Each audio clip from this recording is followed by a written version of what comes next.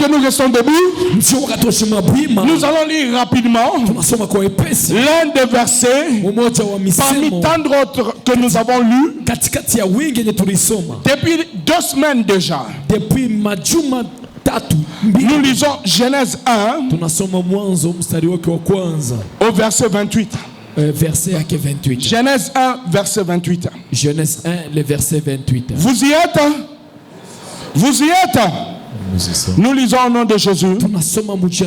Dieu le bénit et Dieu leur dit: soyez féconds, multipliez, remplissez la terre et la suggestisez, et dominez sur les poissons de la mer, sur les eaux du ciel et sur tout animal qui se meut sur la terre. Amen. Amen. Acclamons très fort la parole du Seigneur et nous pouvons nous rasseoir. Bien-aimés, nous sommes encore en train de continuer sur notre lancée des principes bibliques de l'argent. Pourquoi le Seigneur nous a mis ce thème? C'est à partir de la parabole du semeur dans Matthieu 13. Le Seigneur a dit: il y a 3 choses qui empêchent à ce que les enfants de Dieu, les fils de la lumière, après avoir écouté la parole, qu'ils puissent produire des fruits. Alors premièrement, le Seigneur a expliqué. Il a dit que c'est l'incompréhension. L'incompréhension qui empêche à ce que le peuple de Dieu, après avoir écouté la parole, qu'il puisse produire des fruits. Et le Saint-Esprit nous a expliqué que parmi les incompréhensions qui sont dans le cœur des chrétiens, il y a l'incompréhension par rapport à l'argent. L'argent a été mal enseigné dans l'église. On a enseigné aux chrétiens d'aspirer à la pauvreté. Et que par cette pauvreté, ils verront le ciel. Il y a un soi-disant discours que l'on attribue au roi des Belges. Mais j'ai lu sur internet, on a réfuté ça. On a dit que ce discours-là, on dit que c'est le roi des Belges qui l'avait prononcé. Mais ce n'est pas au fait vrai. Ce n'est pas Léopold II qui avait prononcé ce discours, disant aux missionnaires qui venaient en Afrique, qui venaient au Congo, de détourner le cœur du peuple de la richesse, attirer leur cœur vers la pauvreté, avec des versets soi-disant: heureux le pauvre en esprit, car ils verront le royaume des cieux. Ce discours qu'on attribue au roi des Belges, les gens ont mené des enquêtes. Ils ont vu que c'est faux. Parce que ce discours-là, soi-disant, a été prononcé dans le Congo. Et pourtant, le roi des Belges n'a jamais mis le pied au Congo. Tous les doutes déjà sur ce discours. Mais ce que nous avons constaté, c'est que dans les églises, surtout les églises après les indépendances, on a attiré le cœur des chrétiens vers la pauvreté, les détournant de la richesse du sol Les détournants de la richesse que nous avons, nous Congolais. On nous a intéressés à d'autres choses. On ne nous a pas montré comment chercher l'argent. On nous a montré seulement que le travail, c'est seulement aller au bureau, porter une belle cravate, porter une belle veste, aller au bureau, toucher son salaire à la fin du mois. Et pourtant le travail n'est pas seulement celui-là. Le travail, c'est aussi le travail des mains. Tu peux être aussi ouvrier et gagner bien ta vie. Alléluia. Amen. Le travail, ce n'est pas seulement dans un bureau. C'est aussi dans un taxi. C'est aussi dans une mine. En train de chercher les maïboués. En train de chercher le diamant. C'est aussi le travail. Le travail, c'est aussi pousser. Tu pousses la brouette. Tu pousses le chariot. Tu prends les marchandises d'une maman. Tu amènes ça ailleurs. Elle te donne de l'argent. Ce n'est pas la malédiction. Alors, l'argent a été mal prêché. La recherche de la richesse a été mal prêchée dans l'église. Voilà pourquoi vous avez des chrétiens qui croient que quand ils amènent l'offrande à l'église, quand ils amènent la dîme à l'église, c'est pour enrichir le pasteur, oubliant que c'est un chemin par lequel Dieu veut le bénir. Dieu crée la bénédiction. Alléluia. Amen. Alors ce soir, nous sommes en train de persévérer sur notre principe. Nous avons donné déjà quelques principes. Et nous sommes arrivés dans un grand principe qui a dans son sein des sous-principes. Le principe de transformer des richesses spirituelles, des richesses surnaturelles, des richesses invisibles, en richesse physique, en richesse naturelle, en richesse visible, en richesse matérielle, réalisable et palpable. Alléluia. Amen. Au fait, quand vous lisez Genèse 1:28 que nous venons de lire, vous allez comprendre que Dieu a déjà tout donné. Dieu a déjà tout béni. Il t'a déjà promis. Et il y a déjà la provision à cette promesse. Sache-le ce soir. Si Dieu t'a promis l'enfant, sache que Dieu a déjà fait sa part. Et il y a déjà l'enfant qui est en train de venir. Si Dieu t'a promis un travail, un mariage, une bénédiction quelconque, même de l'argent, sache que Dieu a déjà fait sa part. Et il reste à toi de faire ta part. Vous allez remarquer que ceux qui n'aiment pas citer Dieu, que ceux qui n'aiment pas Dieu, ceux qui n'aiment pas parler de Dieu, ils vont dire qu'ils vont appeler Dieu la providence. Je ne sais pas si tu as déjà entendu dans un discours des gens bien en cravate, bien vêtus, qui évitent d'appeler Dieu Dieu. Ils appellent Dieu la providence. Il nie seulement qu'il y a quelqu'un qui a prouvé à quelque chose, mais ils reconnaissent qu'il y a quelque chose qui est là disponible. Mais il nie qu'il y a quelqu'un qui a pourvu à cette chose. Même le souffle de vie qu'ils ont, même l'énergie qu'ils ont, à se tenir debout et à citer la providence à la place de Dieu, c'est Dieu qui leur a donné. Mais il nie l'existence de Dieu. Et tu vas voir parmi les Africains qui nient l'existence de Dieu. Ils parlent des ancêtres. Ils disent les aïeux. Ils disent les ancêtres. Les ancêtres nous ont donné. Mais ils oublient que les ancêtres sont morts. Et que si cette provision-là existe, et si cette provision est encore là, c'est que il y a un maître, une intelligence, quelqu'un au-dessus de toute autre chose qui renouvelle chaque chose chaque matin.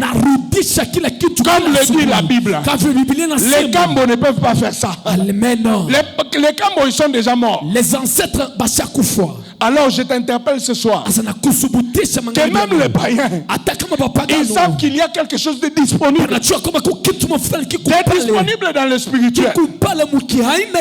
Voilà pourquoi tu vas voir que ce principe ici, ça soutient, ça réussit et aux païens et aux chrétiens. Mais seulement, j'aimerais te dire ce soir que le chrétien ne doit pas être désespéré, parce que le chrétien a un avantage sur le païen. Le chrétien a un avantage sur celui qui appelle Dieu la providence. Au lieu de reconnaître que Dieu est Dieu, et il a donné la provision. Le chrétien a l'avantage sur celui qui remplace Dieu par les Kambo, par les ancêtres et les aïeux. Au lieu de dire que c'est Dieu qui pourvoit au minerai chaque jour, chaque matin, comme nous l'avons appris en géographie, la lave qui a quitté le volcan,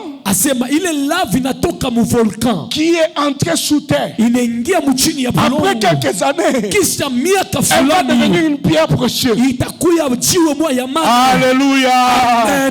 Les Kambos qui sont morts, la providence ne peut pas faire ça. Il n'y a que le maître du ciel et de la terre qui peut disposer de ça pour toi chaque jour, pour toi chaque matin. Amen. Amen. Alléluia. Amen.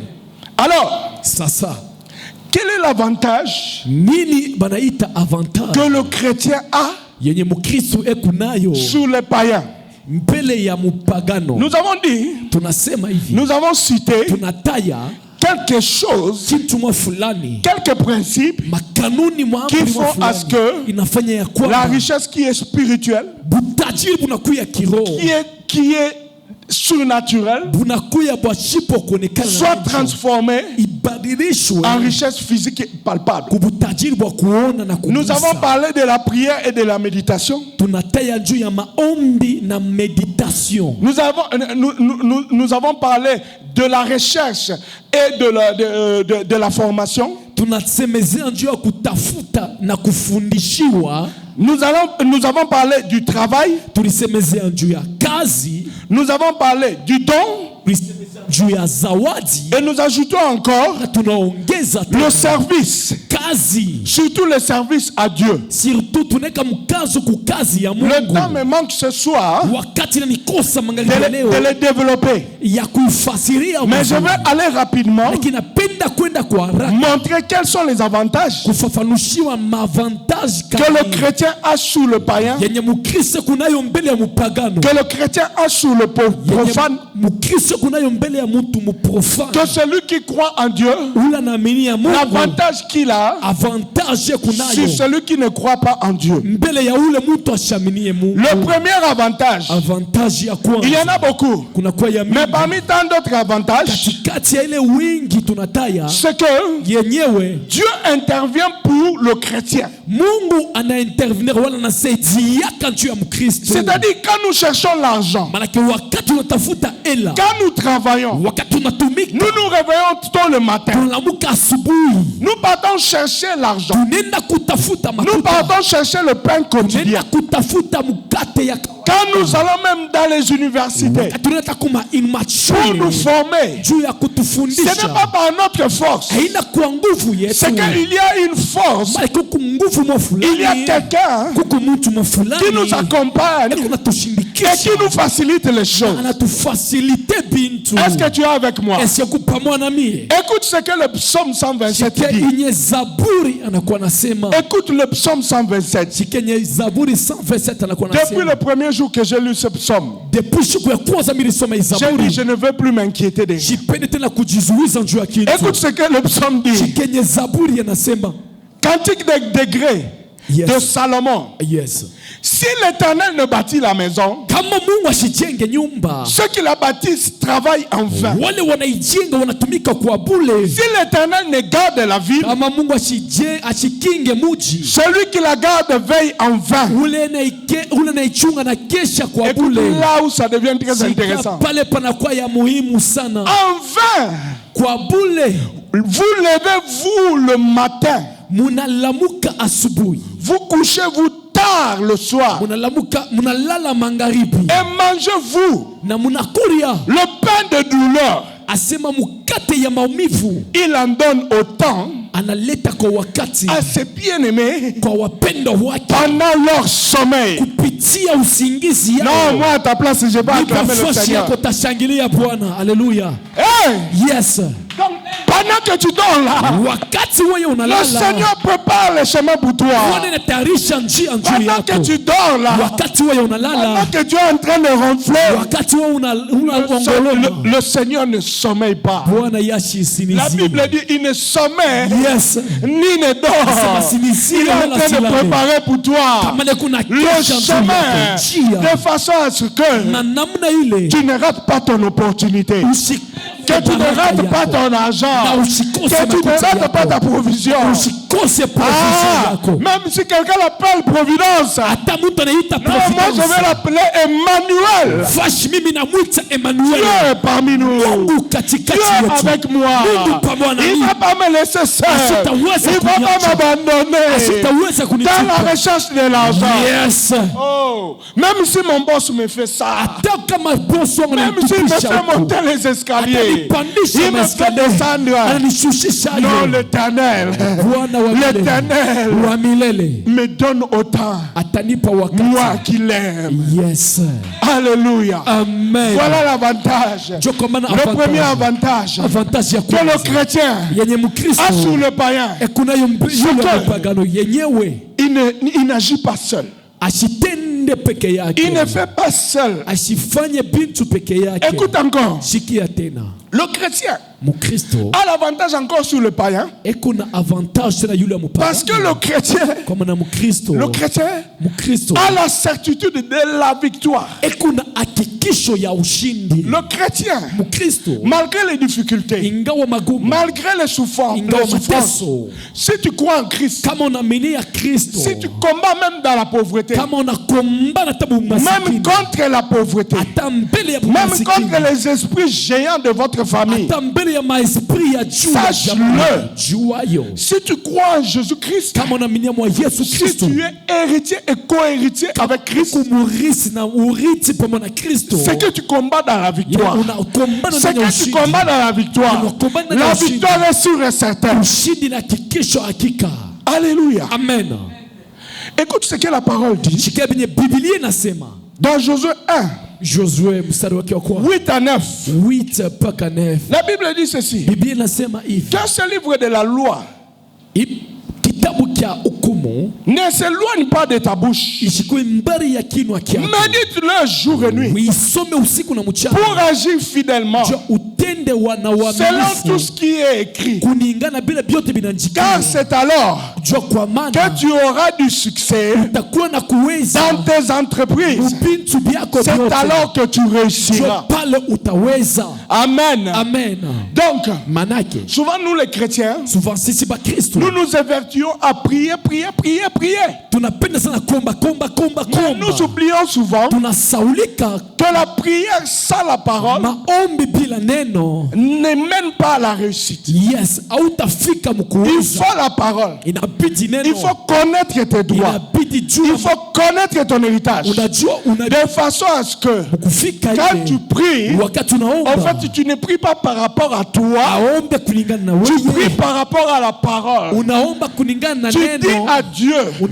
Tu rappelles à Dieu ce qu'il a dit concernant ta vie. C'est-à-dire, tu rappelles à Dieu ses promesses. Tu lui dis que toute âme forgée contre moi sera nulle et sans effet. Si l'on forme de complot, cela ne viendra pas de Dieu.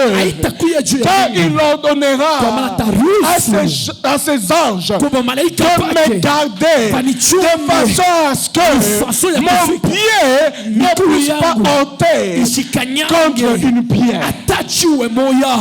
Laisse-moi te dire que cette prière-là n'a jamais raté. Ça n'a jamais raté. Quand tu prends la parole de Dieu, tu brandis ça devant Dieu. Dans ta prière, tu combats dans la victoire. Alléluia. Amen. Sans parler de tout ce que Romains 8 nous donne comme héritage. Alors, je vais m'arrêter seulement d'abord avec ces deux choses pour te donner l'assurance en tant que chrétien de savoir que tu ne combats pas comme celui qui n'a pas d'espérance. Toi, tu ne combats pas seul. Tu ne cherches pas l'argent seul. Quoique difficile soit ton combat, quoique compliqué soit ton combat, on peut te faire monter, te faire descendre, te faire tourner en rond. Tu n'es pas seul. Tu es avec Dieu. Alors sois sûr que la réussite est sûre et certaine. Le païen peut réussir à côté, mais toi tu réussiras davantage. Parce que la parole dit les meilleurs produits du pays appartiennent à ceux qui craignent l'Éternel.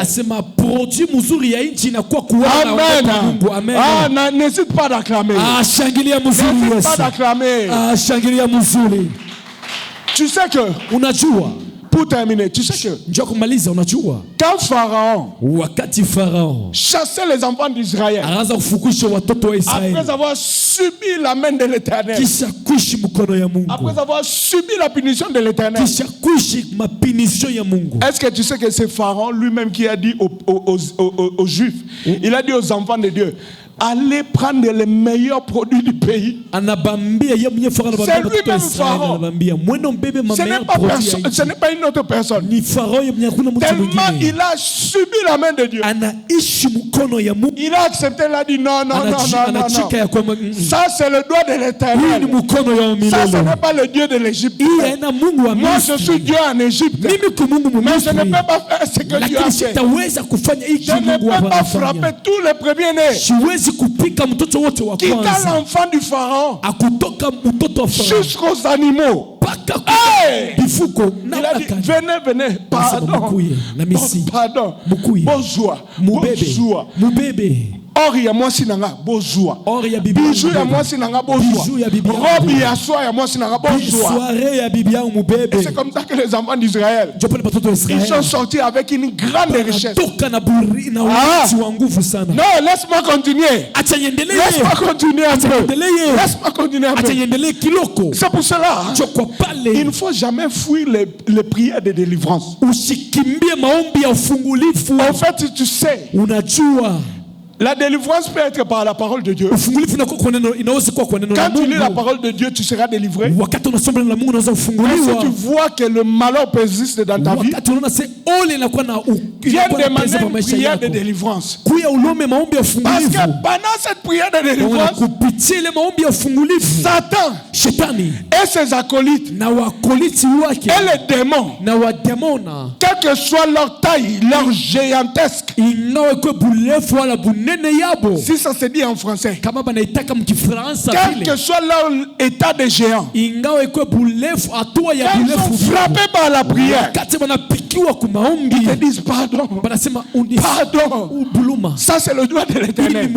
Viens prendre ta voiture qu'on a bloquée. Viens prendre tes bolides. Ta Mercedes qu'on a bloquée, prends. Tes bijoux qu'on a bloqués, prends. Ton diplôme qu'on a bloqué, prends. On te donne même le grade de distinction. Moi, à ta place, j'acclamerai. L'herbe sèche, la fleur tombe. Mais la parole de Dieu demeure éternellement. Lève-toi, nous allons prier. Lève-toi, nous allons prier. Nous nous arrêtons par là. Le temps est parti. Par la louange et l'adoration. Mais la parole de Dieu demeure éternellement. Alors l'esprit me pousse à aller vers le dernier point. Dans ta vie, tu vas demander au Seigneur de te donner les meilleurs produits du pays, les meilleures choses. Ce que le diable a retenu, il le lâche aujourd'hui. Il le laisse à ta disposition.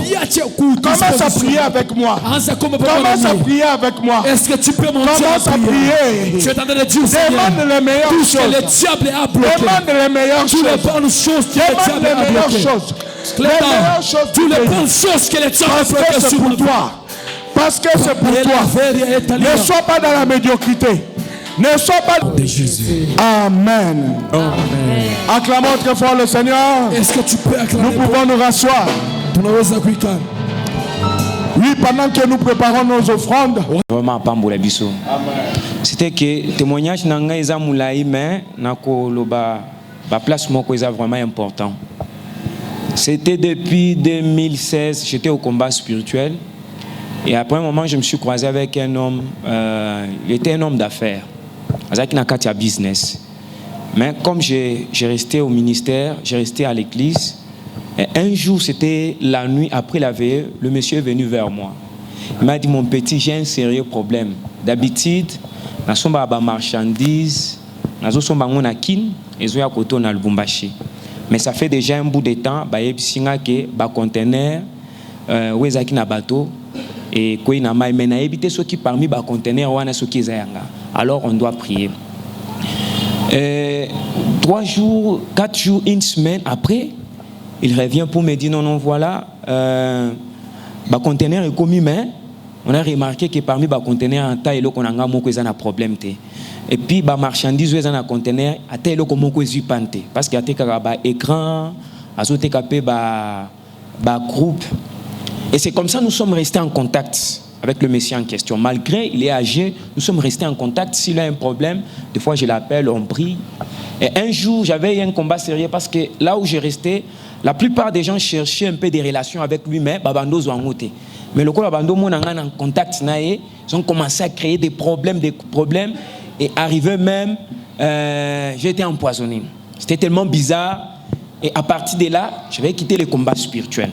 Et lui, le Messie, après un moment, a Bimi Congo, mais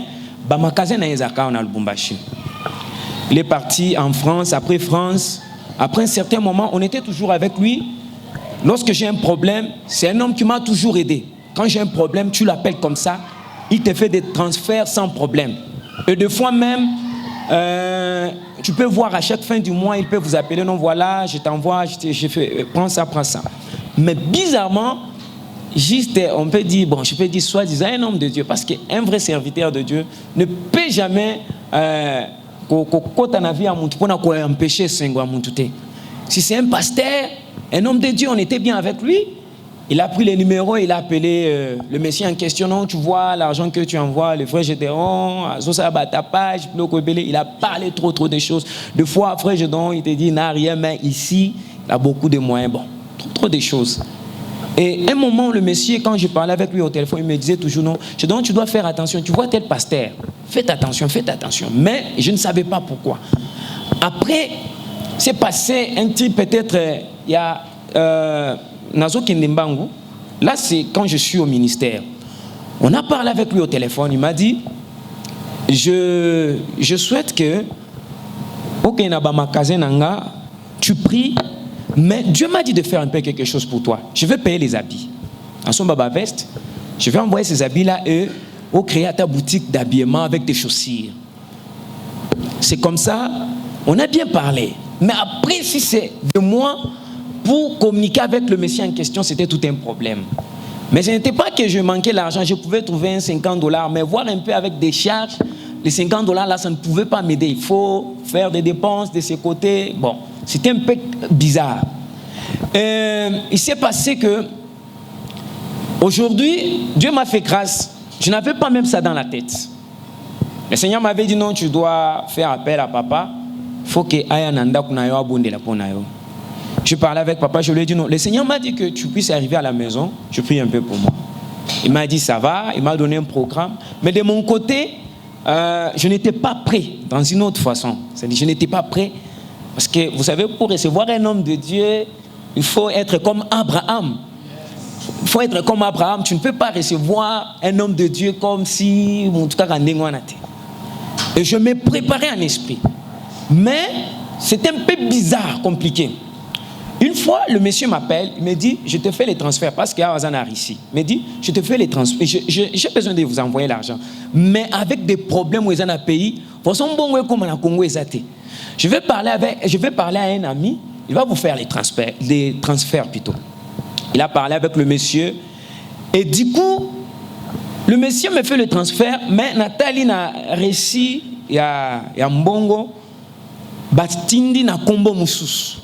Je suis allé à la banque Yaria, je me suis un peu sur Soficom. J'ai explosé mon problème, bandimité. Le combo Batindi, modifié, il faut que mon toit n'aille pas changer le combo. Et la personne aussi en question, qui devrait modifier le combo, à Siake, à Tikali, une semaine, 2 semaines. Je commence à appeler au téléphone, il ne prend plus le téléphone. Ça devient bizarre. Et j'appelle le monsieur en question qui est en Russie, il me dit non, moi j'ai déjà parlé avec lui. Et puis, Nassina salut tout et tout, mais aujourd'hui, j'étais quelque part. J'étais allé voir ma mère. Après fini de parler avec maman, je me dirigeais vers le ministère. L'Esprit de Dieu m'a dit d'appeler papa. J'ai appelé papa, on a parlé avec lui. Ce n'était pas même à ce qui concernait le problème de l'argent, bien d'autres choses. On a discuté un peu avec lui. Il m'a dit non, je suis au ministère. Viens on se croise au ministère ou accompagner en place Moko. Je suis arrivé ici, nous sommes partis avec papa. Quelle place on a? Après un moment, il m'a dit non. Nous sommes arrivés, au retour, nous sommes arrivés devant le ministère. Il m'a dit, ok, je peux te déposer ici. Après un certain moment, il m'a dit non, qu'on passe à la maison, je te dépose chez toi. Alors au-dedans de moi, je dis, mais comment je peux recevoir un grand homme de Dieu comme ça à la maison? Je n'ai pas même l'argent. Je n'étais pas vraiment du tout content. Je dis, pourquoi ça? Je n'ai pas même indifférent, mais je reçois un homme de Dieu comme ça. Nous sommes partis avec lui. Et arrivé dans la parcelle, vraiment, j'avais la joie de lui présenter devant tous les gens de la parcelle. Et j'étais étonné par rapport à l'attitude de papa. Papa est entré à la maison. Il a prié pour moi. Après un certain moment, il est resté là. On a commencé à parler. On parlait par rapport à l'argent. Je disais à papa, non, bon, moi je pense que je vais trouver peut-être l'argent vers 12e mois. Parce que ces derniers temps, vraiment, il était bizarre. Je n'ai pas même mes enfants. Mais il dit, non, c'est pas ça. L'argent, c'est-à-dire, expliquer le bimbongo, au kikozongo, lelo, ou bien lobby. Et ça dépend de quand on a 12e mois, les lots bien lobby. Et on a commencé à parler avec lui. J'étais à l'aise. Après avoir fini de parler avec lui, nous sommes sortis. Et nous sommes allés encore quelque part. On a un peu traîné. Après un certain moment, il m'a déposé. N'a accompagné Natike Nanzela. Je me reposais un peu. C'est en ce temps que le monsieur en question, qui est en France, qui m'appelle au téléphone, maintenant, Nathalie Komboyon, son amoni, qui est complet. Alléluia. Amen. Lorsque j'essaie de regarder les noms, j'ai vérifié encore, peut-être s'il a fait des erreurs. J'ai pris les cartes d'électeurs, Nazu Resina Bando, Tala Nathalie. Ah, vraiment, je ne sais pas comment. Je ne sais pas comment exprimer cette joie parce que j'avais tellement de problèmes. Ouais, j'avais tellement de problèmes. Vous savez, moi je suis l'aîné de la famille. Vous pouvez m'excuser. Dieu peut toujours passer par nous pour aider les parents. Je soutiens ma mère, mes frères, mes petites sœurs. Des fois, ma maison, des fois la maison de ma mère. Maintenant, tout ça, tu sens que charge vraiment à ma casse. Mais à travers juste la présence de papa, le Seigneur a fait vraiment de merveilles. Voilà pourquoi j'ai glorifié vraiment le Seigneur. Vraiment que Dieu vous bénisse. Que l'Éternel te bénisse. Amen. Et qu'il te garde. Amen. Que l'Éternel fasse lui sa face sur toi. Amen. Et qu'il t'accorde sa grâce. Amen. Que l'Éternel tourne sa face vers toi. Amen. Et qu'il te donne la paix. Amen. Et qu'il te donne la délivrance. Amen. Et qu'il te donne la joie. Qu'il te donne l'argent. Que tu ne manques pas de la nourriture, du vêtement et du logement. Que les miracles t'accompagnent et se manifestent dans ta vie. Amen. Au nom de Jésus-Christ. Au nom de Jésus-Christ. Amen. Amen. Acclamons très fort le Seigneur. Shangilia nguvu sana.